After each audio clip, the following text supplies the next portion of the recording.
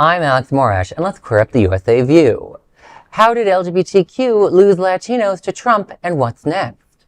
Progressive organizers are launching a new $1.4 million digital and field campaign to re-engage Latino voters, focusing on economic struggles and President Donald Trump's plans for mass deportations.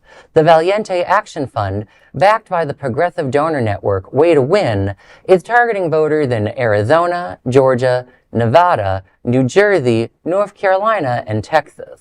The campaign aims to highlight how Trump's economic promises have fallen short, while warning that his immigration tactics have grown more extreme.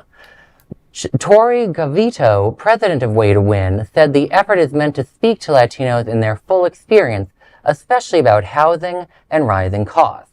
In New Jersey, ads link Trump's endorsement of Republican Jack Ciattarelli, sometimes called Cheeto in the news, to anti-immigrant policies, while in Nevada, organizers are targeting GOP Governor Joe Lombardo over his record on tenant protections. Nationally, Hispanic voters shifted significantly towards Trump in the last election. 43% of Hispanic voters supported Trump, up from 35% in 2020. The biggest gains came in Texas and Florida, with smaller shifts in New Jersey, New York, and Arizona.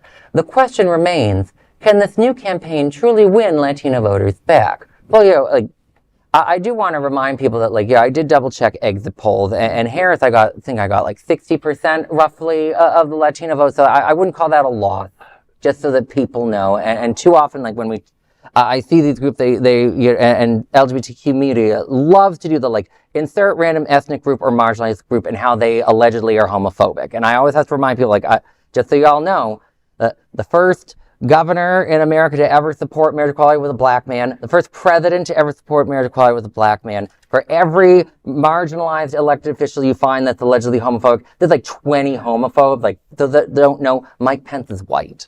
Just so that we're all aware on that. Now, on this specific issue, it's kind of nice that a bunch of donors got together and decided something. That's never a good thing when they think it's the best time. But yay, we're finally talking about affordability. Would have really liked, Kamala, the Democratic Party, to have noticed that in the last 5 years.